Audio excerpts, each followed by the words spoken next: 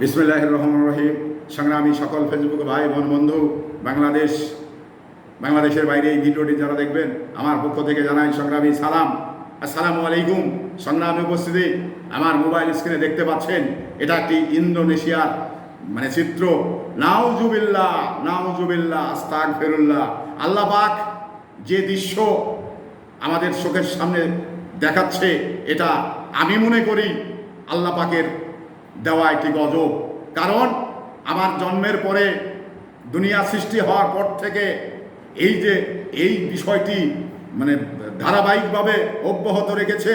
যেমন এটা কিন্তু জন্মান্তরে আমি কিন্তু যেমনিভাবে পৃথিবীতে এসেছি, আমার মধ্য দিয়ে আরেকটি প্রজন্ম পৃথিবীতে এমনিভাবে আসবে।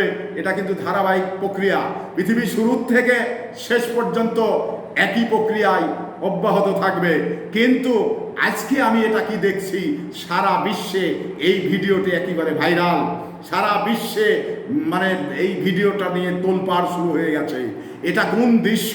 এ দৃশ্য দেখবার পূর্বে আমাদের এই পৃথিবী থাকার কথা ছিল না, কিন্তু সেটাও আল্লাহ পাক রেখে যে এই ঘটনা এটা দেখাচ্ছে, এটা আমার মানুষকে সতর্ক করছে, মানুষকে হুঁশিয়ার সংকেত দিচ্ছে। তারই ধারাবাহিকতায় এই রকম একটি ঘটনা। সংগ্রামী উপস্থিতি, আপনারা ইন্দোনেশিয়ার একজন পুরুষ, একজন মহিলা, তারা সহবাস করতে গিয়ে যেভাবে জোড়া লেগে গেছে, এটা ছাড়ছে না, ছাড়ানো যাচ্ছে না। এটা কোন দৃশ্য? এই বিষয়টি সারা বিশ্বে কিন্তু ভাইরাল হয়ে গেছে, সারা বিশ্বে কিন্তু এটা নিয়ে তোলপাড় চলছে। তো কেন এই বিষয়টি আল্লাহ পাক ঘটালেন আমি কিন্তু জানি না। তবে আমি একটি জিনিস মনে করি, সেটা হলো আল্লাহ পাক বলেছেন যে যতটুকু পাপ করেছে তার ততটুকু সাজা নিতে হবে। তো সংগ্রামী উপস্থিতি, এই মানুষ দুটো আসলে কি আল্লাহ পাকের কাছে অন্যায় করেছিল, যার প্রতিদানে এই শাস্তি দিয়েছে? তার ফ্যামিলি এবং ডাক্তার, কবিরাজ সবাইকেই এনে এটা কিন্তু ছাড়ানো যায়নি। সহবাসের পরে যে আসলে আমরা পুরুষ নারী যেভাবে এক স্থান থেকে আর এক স্থানে আমরা চলে যাই, সেই জায়গা থেকে তাদের কিন্তু সেই সৌভাগ্য হয়নি। দেখুন আমার মোবাইলে কিভাবে কাকতি মিনতি করছে, কিভাবে আহাজারি করছে, তারা কিন্তু ছুটতে পারেনি। তো এই বিষয়টি আমার কাছে একটি গজবের বহিঃপ্রকাশ। এটা একটি আল্লাহর দেওয়ার গজব। তো সেই জায়গা থেকে আসলে এই ঘটনাটি আসলে ইন্দোনেশিয়ায় ঘটাতে এটা কিন্তু সারা বিশ্বে অবাক করে দিচ্ছে, সারা বিশ্বে হতভাগ করে দিচ্ছে যে আল্লাহ পাক এই ঘটনা কেন ঘটালেন। তো সংগ্রামে উপস্থিতি, এই রকম পরিণতি যেন কোনো মানুষ, কোনো নর নারীর জীবনে না ঘটে। এই মানুষ দুটো কিন্তু তারা ছুটাতে না পেরে, ডাক্তার এসে, কবিরাজ এসে ছুটাতে না পেরে, তারা কিন্তু একে অপরে একই জায়গায় একই অবস্থায় থেকে মারা গেছে। এবং ডাক্তার ময়নাতদন্ত করছে যে কেন এটা ঘটলো, কেন কি কারণে ঘটলো, কি অবস্থায় ঘটলো, কেন ঘটলো। এই বিষয়গুলো কিন্তু আসলেই আমাদের কাছে একটি বড় প্রশ্ন হয়ে দাঁড়িয়েছে, যেটা পৃথিবী শুরু হওয়ার পর থেকে এই রকম ঘটনা কিন্তু আমরা কখনো দেখিনি।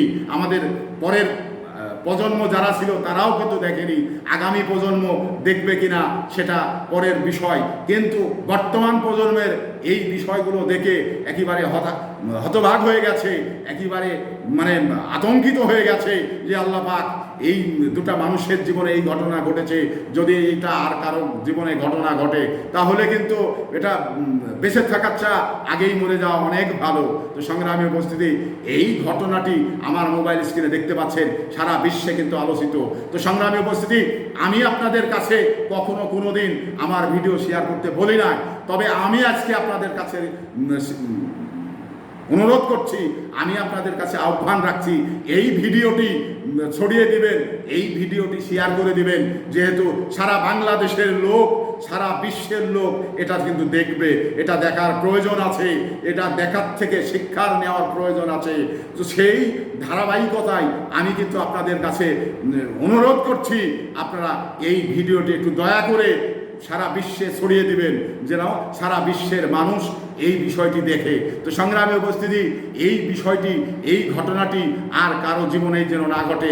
ইন্দোনেশিয়ায় একজন মহিলা পুরুষের জীবনে যেটা ঘটেছে, এই ঘটনাটি যেন আর কোনো জায়গায় না ঘটে। তো সংগ্রামী উপস্থিতি, এই আশা ব্যক্ত করেই আবারও আপনাদের কাছে অনুরোধ করছি, এই ভিডিওটি দয়া করে আপনারা একটু শেয়ার করে দিবেন, একটু গোটা বিশ্বে ছড়িয়ে দেওয়ার ব্যবস্থা করবেন।